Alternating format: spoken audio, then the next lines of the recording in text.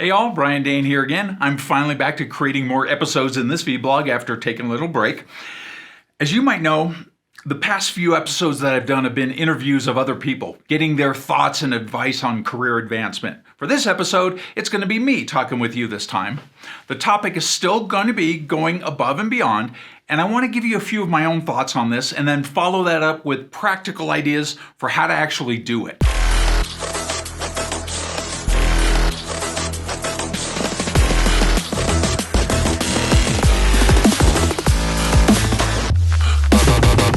Here's my first thought, and it's more of a mindset. The primary reason for you going above and beyond should be to benefit others in some way. In other words, you adding value. Add value to your organization, to your coworkers, to the customers you work with, and so on. Adding value should be the guiding principle as you figure out how you want to go above and beyond. On the flip side, don't just do additional work to impress your manager or your coworkers or anyone else. Going above and beyond should not be simply for you to get promoted or to get a raise or to get noticed. That's not what I'm saying here. What I am saying here is that ideally, your going above and beyond will not only bring value to your organization, but will benefit you as well. Have the mindset of everybody wins. All right, here's another thought, and call this more of a personal opinion.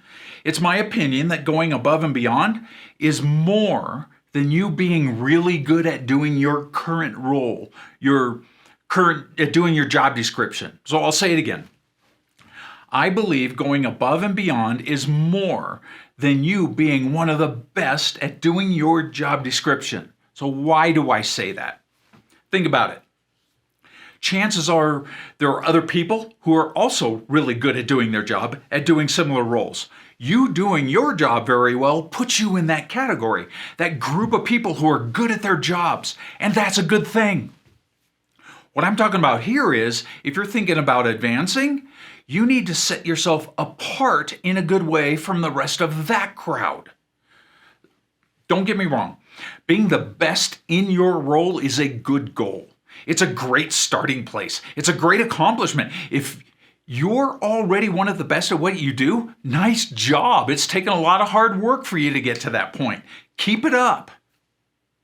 In fact, to build on that, I think being one of the best at doing your current job description needs to be a foundational goal for anyone who wants to advance and grow in their career beyond what they're doing now. Think of this goal as being table stakes. Being the best in your role is a great first step toward getting a seat at the table of career advancement. But, as I said, setting yourself apart in a good way will take you even further. And that's where going above and beyond comes into play. Think about it as your day job versus your extracurricular activities. Doing your day job well is the table stakes. Your extracurricular activities are what will set you apart from the rest of the pack. Doing well at your day job will get you into the career advancement game, and your extracurricular activities will increase your chances of winning in this game. So I know your career is not a game. I'm just trying to draw an analogy here, so go with it for a minute.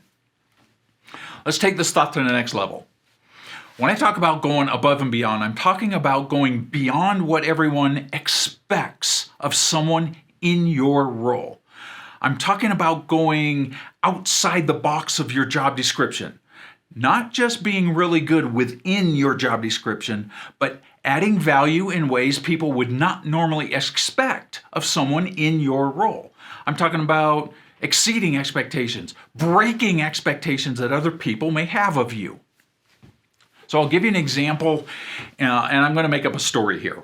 Let's say you're working in a customer support role. Your job description says you help customers resolve their problems, so that's what everyone expects of you. And you're so good at fixing customers' problems that you've made it into that elite group of the best problem fixers in your organization. Now, how do you set yourself apart from that elite group?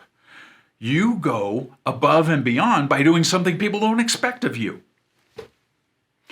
So you notice a pattern in the resolutions for some of the problems that customers call in about. It's a manual, time-consuming process that everyone in your organization has to follow for every customer that calls in with that type of problem.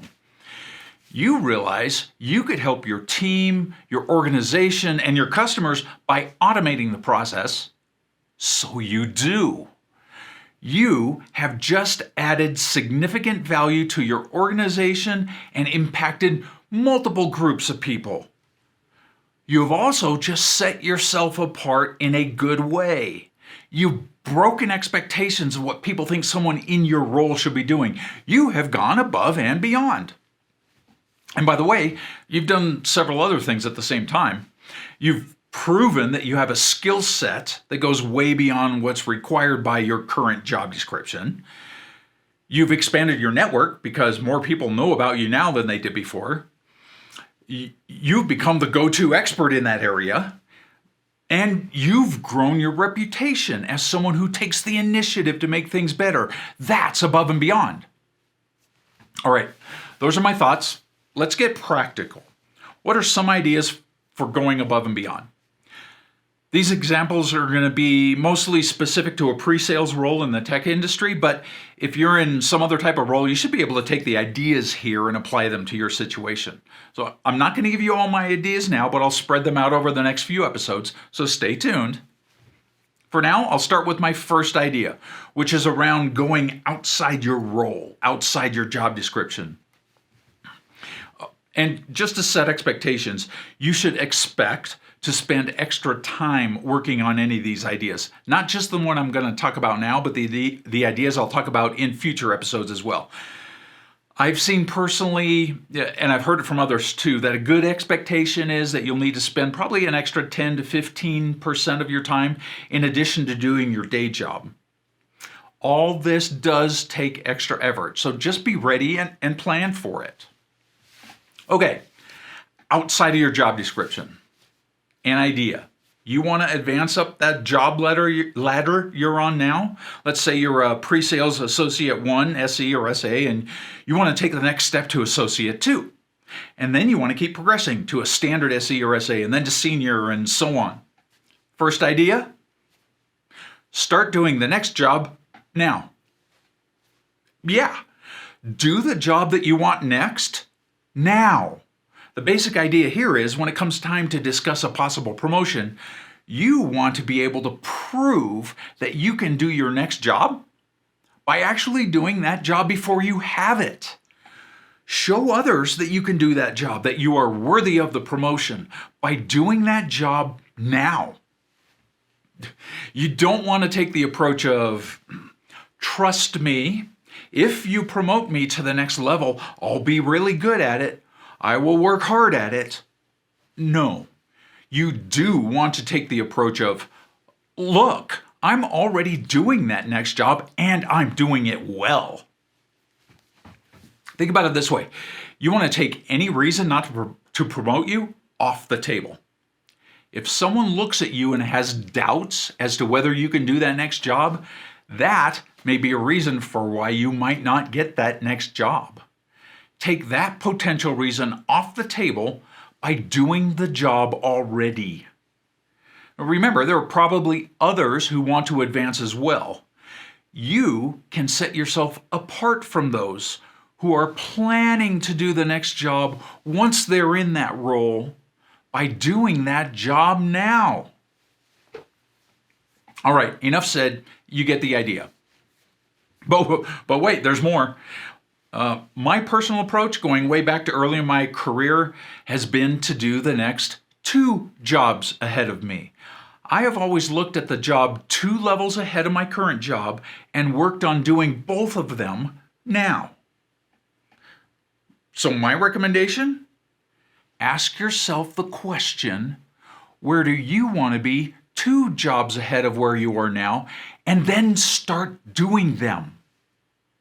So of course you need to do your current job well, be the best at your current job, but then take on the next job.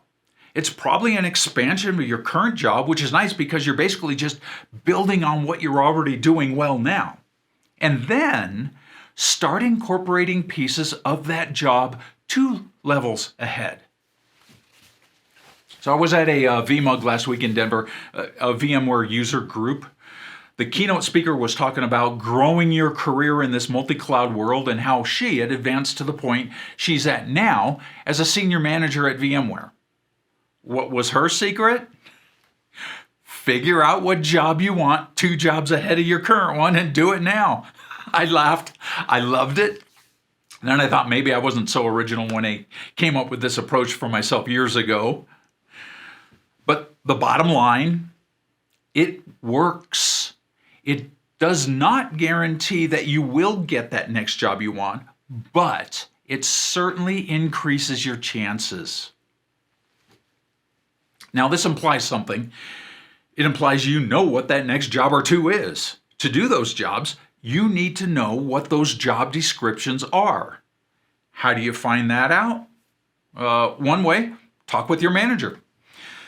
Be open with your manager about your plan. A good manager will want to help you progress. And ask your manager for those formal job descriptions. It's a pretty good guess that your manager already has those job descriptions and should be able to give them to you with no problem. Another idea, contact HR and ask them to send you the current job descriptions. If anyone has them, it's HR, right? Personally, I've used both of those ideas to get the job descriptions. Which idea that I've used depended on the specific situation I was in at that time. But the bottom line is get those job descriptions. Compare them to your current job description and figure out what additional responsibilities you need to take on to start doing the next job and possibly the one after that. And there are some good side effects too. Primarily, your reputation. You're taking control of building your reputation. I've talked about reputations in previous episodes, and as I like to say, everyone has a reputation, like it or not, good or bad. What's yours? By taking this approach, you are showing and proving that you take the initiative. And now that is becoming part of your reputation. That is what people are going to think about when they see you. That person takes the initiative. I want to give that person more responsibility. I want that person on my team. You want people thinking that way about you. Okay, that's my first secret. Do the job you want now. More to come in the next episodes.